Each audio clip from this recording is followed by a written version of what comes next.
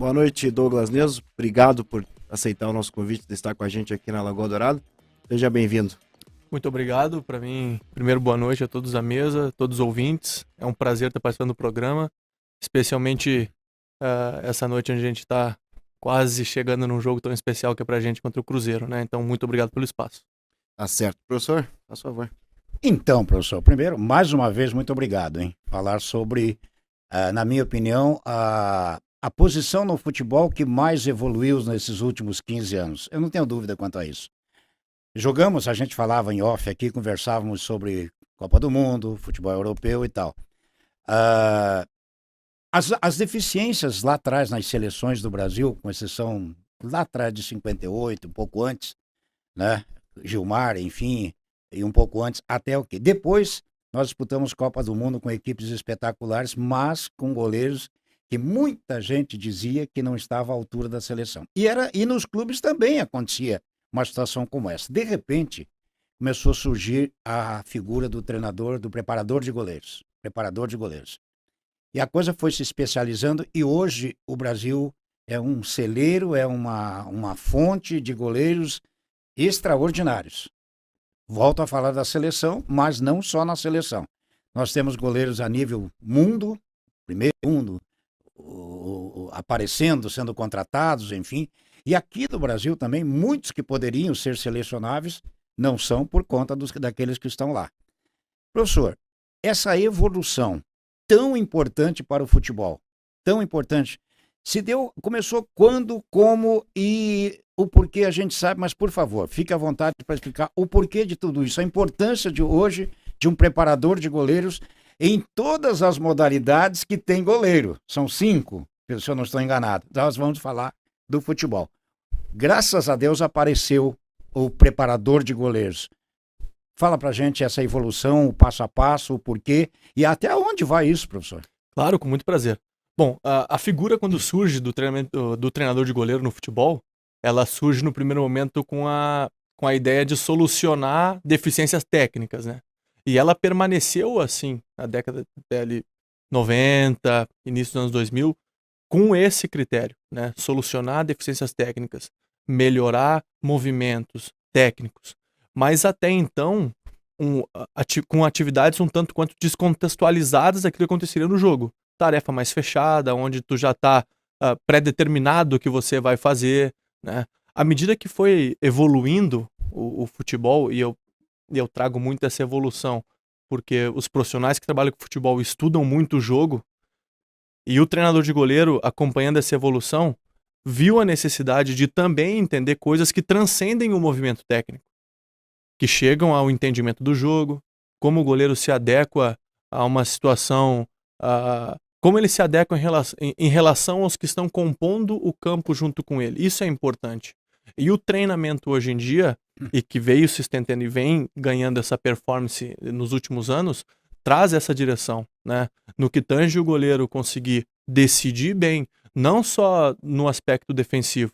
Claro, decidir qual gesto melhor utilizar em melhor momento, numa determinada situação, mas também saber decidir quando a bola vier no meu pé, o que eu tenho que fazer, né? Não é só a capacidade de dar um passe curto, de dar um passe médio, de conseguir tecnicamente fazer a ação, mas conseguir fazer a ação técnica somado a um contexto que ele envolve uma decisão que é complexa, que é como eu consigo gerar vantagem para o jogo, né? E essa evolução parte disso. Eu consigo gerar vantagem utilizando o goleiro? O goleiro pode ser alguém que pode me trazer vantagem no jogo ofensivo?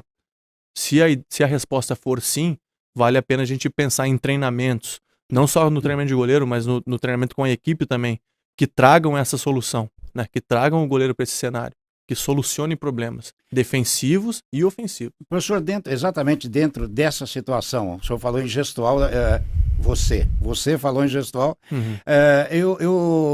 em modalidades de quadra, sempre se disse que é o último defensor e o primeiro atacante. Já podemos colocar no futebol mais ou menos assim?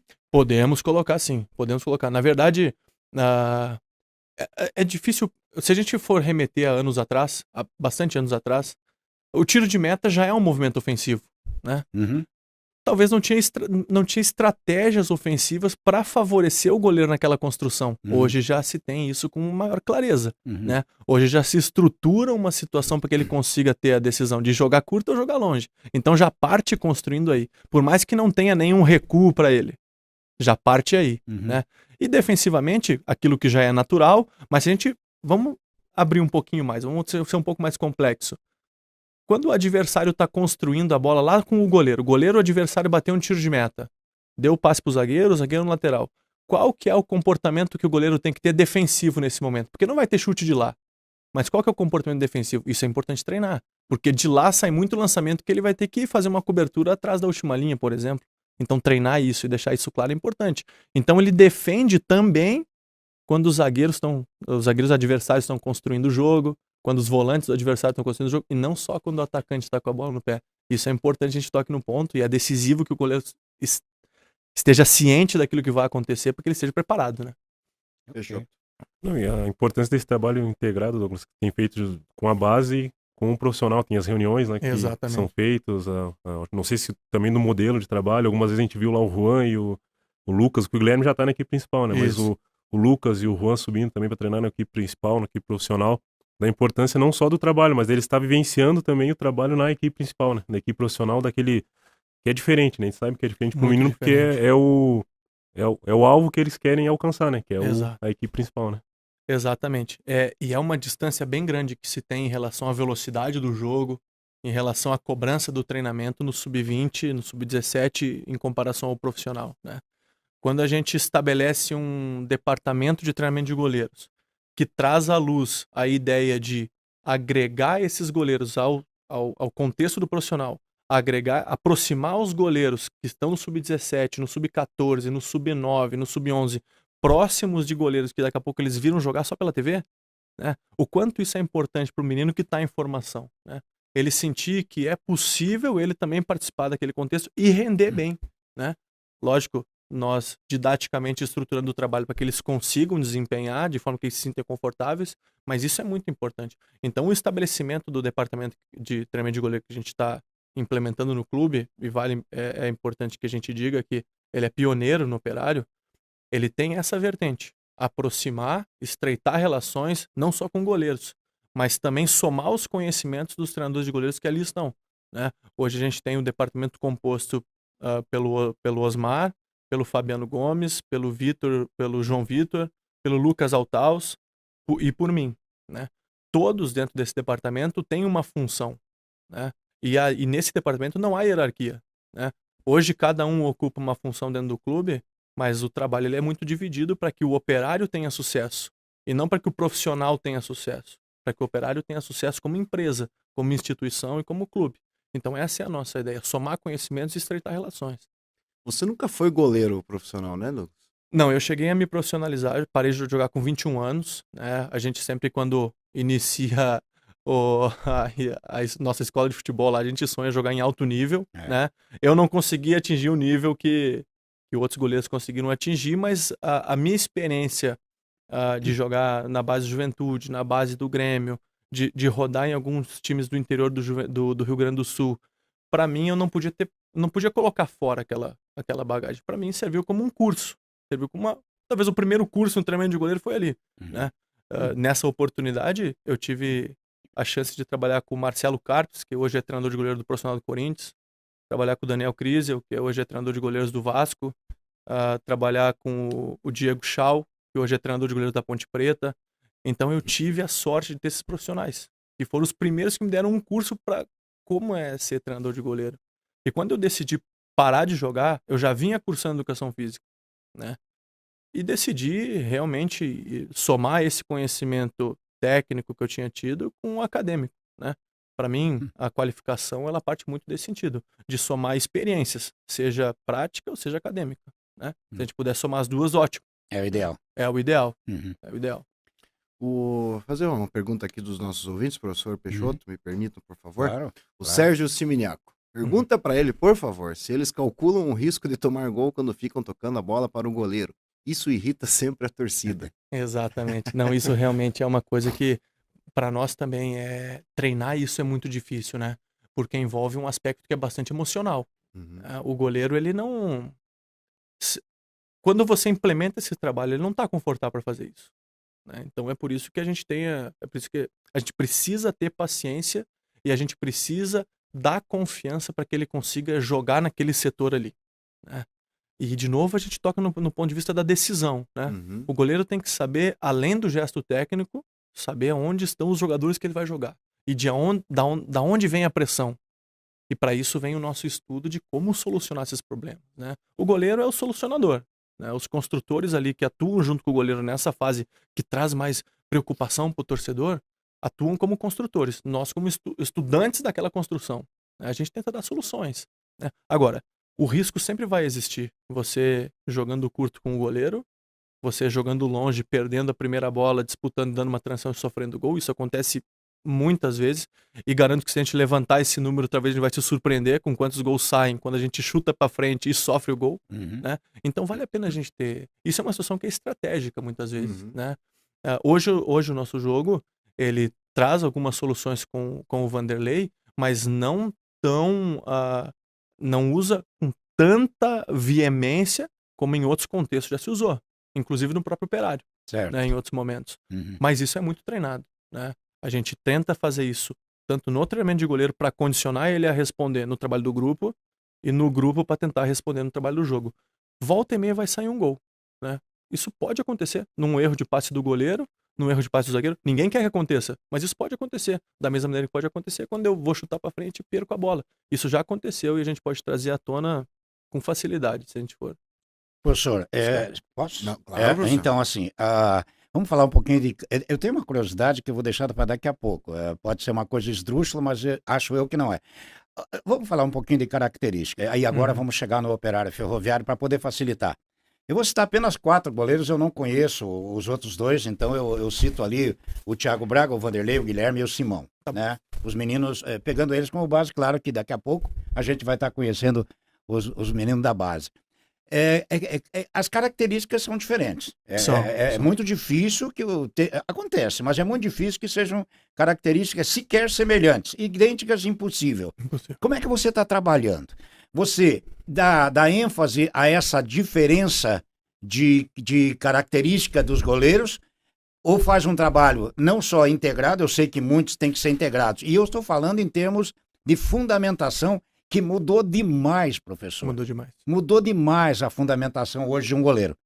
Um pouco mais lá atrás, a saída de bola no duelo com um atacante que entrasse numa transversal, por exemplo, deitava-se o corpo em relação perna para um lado, o peito para o outro, se eu não estou enganado, o peito para o lado da trave mais perto, o pé para lá e tal. Hoje eles estão saindo em pé, quase copiando o que o handball trabalhou lá atrás. O que o futsal muitas vezes... O que o futsal muitas vezes usou. Essa característica, alguns levam vantagem nisso, ou trabalhando pode haver uma igualdade. E outro ponto que eu acho fundamental, a reposição rápida de bola com os pés e com a mão também, evidentemente. Nós temos aí, por exemplo, a gente conhece a reposição do Simão, é muito boa, eu considero muito boa. A do Thiago Braga, eu acho média, e isso não é defeito, é característica.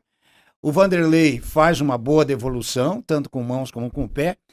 E o menino, eu vejo ele, eu chamo de menino, né? O Guilherme.